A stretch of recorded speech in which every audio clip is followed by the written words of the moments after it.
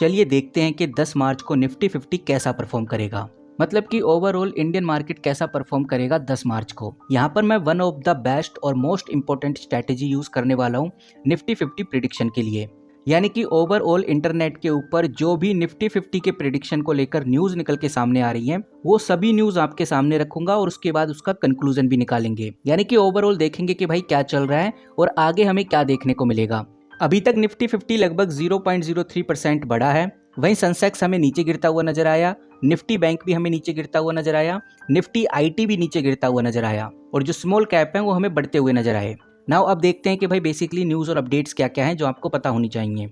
सबसे पहले इधर देखिए, मैंने investing.com का आर्टिकल खोला हुआ है जहां आपको बहुत क्लियरली देखने को मिलेगा कि 7 मार्च को निफ्टी 50 इंडेक्स 0.03% से ऊपर गया। इसका मतलब निफ्टी 50 का जो परफॉर्मेंस है पॉजिटिव रहा। उसके बाद द इकोनॉमिक्स टाइम्स का आप आर्टिकल देख सकते हैं। ये आर्टिकल 8 मार्च को पब्लिश किया गया। इस आर्टिकल के अंदर भी निफ्टी 50 को लेकर बड़ी बातें कही गई हैं। बताया जा रहा है कि भाई निफ्टी 50 का 22,700 का रेजिस्टेंस एक महत्वपूर्ण लेवल है और अगर ये लेवल टूटता है तो निफ्टी 23,300 तक जा सकता है, जो आप इधर क्लियरली देख सकते हैं। अभी अगर आप निफ्टी 50 देखोगे तो आपको नजर आएगा कि 22,550 के आसपास देखने को मिलेगा। उसके बाद आप इधर देखिए, मैंने मनी टुडे का आर्टिकल खोला हुआ है। ये बिजनेस टुडे द्वारा पब्लिश किया जाता है।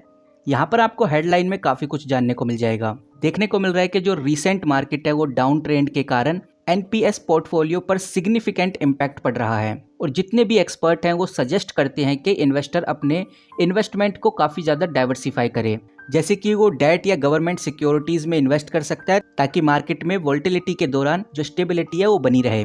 उसके बाद एक और बड़ी खबर निकल के सामने आ रही है।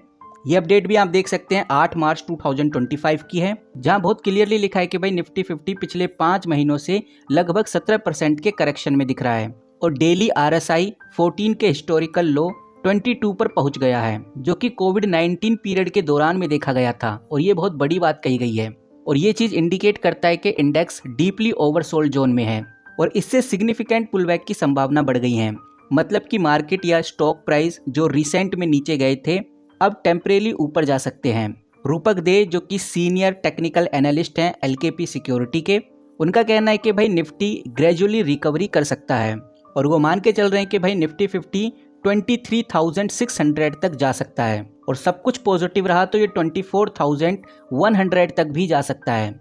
यानी कि इन्होंने भी निफ्टी को पॉजिटिव रिस्पॉन्स दिया है। उसके बाद एक और पॉपुलर आर्टिकल से एक अपडेट निकल के सामने आ रही है जहां बताया जा रहा है कि भाई निफ्टी 50 ने 3 महीने के जितने भी हफ्ते थे उसमें सबसे अच्छा परफॉर्म इस हफ्ते किया है। यानी कि इस हफ्ते निफ्टी 50 1.9% इंक्रीज हुआ और इस ग्रोथ का जो मेजर कंट्रीब्यूशन है वो रिलायंस इंडस्ट्री को बताया जा रहा है। वहीं मेटल स्टॉक्स ने भी इस बार तेजी दिखाई है जिसकी वजह से ओवरऑल निफ्टी 50 बढ़ा है और ये बात आप जानते हैं कि भाई निफ्टी 50 का हैवीएस्ट वेटेज जो स्टॉक है वो रिलायंस इंडस्ट्री है और हमने देखा भी कि भाई जो रिलायंस इंडस्ट्री इस हफ्ते लगभग 4.1% ऊपर गया और मेटल स्टॉक भी लगभग 8.6% के आसपास ऊपर गए। इसके पीछे का रीजन चाइना की इकोनॉमिक को बताया जा रहा है और जिस तरह से इंडियन गवर्नमेंट ने स्टील आउटपुट में जो कट का प्लान किया उससे भी मेटल स्टॉक्स को काफी बूस्ट मिला। लेकिन इस गेन के बावजूद भी इंडेक्स अभी अपने सितंबर के हाई से लगभग 14% नीचे चल रहा है, क्योंकि ये चीज तो आप लोग जानते हैं लगभग $27.5 बिलियन फॉरेन आउटफ्लो निकल चुका है। यानी कि फॉरेन इंस्टीट्यूट ने इंडियन मार्केट में काफी बड़ी क्वांटिटी सेल आउट कर दी है। लेकिन एनालिस्ट की एक और बड़ी बात निकल के सामने आ रही है कि भाई जो अब लार्ज कैप कंपनीज हैं वो काफ़ी अट्रैक्टिव वैल्यूएशन पे आज देखने को मिल रही है, तो इसका मतलब जो बाइंग है धीरे धीरे बढ़ सकती है। नए इन्वेस्टर्स को लगेगा कि भाई अब स्टॉक नीचे चले गए हैं, जो भी स्टॉक हो जो भी लार्ज कैप कंपनी हो वो नीचे है आज के टाइम पे, उनको लग रहा है कि भाई अब नीचे चले गए, इससे सस्ता नहीं मिलेगा, एंट्री ले लेना सबसे अच्छा है। लेकिन यहाँ पर एक बात और ध्यान में रखकर चलनी है, अभी भी इंडियन मार्केट में अनसर्टेनिटी आपको देखने को मिलेगी और ये जब तक देखने को मिलेगी जब तक टैरिफिक के ऊपर कोई क्लियरिटी नहीं मिल जाती। अब देखते हैं कि भाई टैरिफिक के ऊपर क्या आगे हमें देखने को मिलता है। इसी के साथ एक और बड़ी खबर निकल के सामने आ रही है। ये बड़ी खबर मनी कंट्रोल से आई है। आप अगर डेट चेक करेंगे तो ये डेट है 7 मार्च 2025 की। यहाँ पे हमें बहुत क्लियरली देखने को मिल रहा है। बेहतरीन इन्वेस्टर शंकर शर्मा का मानना है कि निफ्टी 50 अगले 4-5 सालों में सितंबर 2024 के हाई से 0 रिटर्न दे सकता है। उनका कहना है कि भाई मार्केट अगले 5 सालों तक अपनी रुचि बनाए रखेगा, लेकिन डॉलर टर्म्स में नेगेटिव रिटर्न हो सकते हैं। शर्मा ने इस बात पर भी काफ़ी ज़्यादा जोर दिया है कि जो असली बियर मार्केट है इंडिया में ही है, जबकि चाइना और यूरोप अच्छा परफॉर्म कर रहे हैं। और उन्होंने अपनी इक्विटी एलोकेशन को कम करके फिक्स इनकम इन्वेस्टमेंट पर शिफ्ट किया है, जहां उन्हें लगभग 12% का फिक्स डॉलर रिटर्न मिल रहा है। तो ये बात भी काफ़ी इंपॉर्टेंट हो जाती है और आपको ये समझनी चाहिए। यहाँ पर गाइस ओवरऑल जो कंक्लूजन निकल के सामने आता है वो यही है कि निफ्टी 50 ने रिसेंट वीक में सिग्निफिकेंट मूवमेंट दिखाया है, जो कि पिछले 3 महीनों में हमें देखने को नहीं मिला।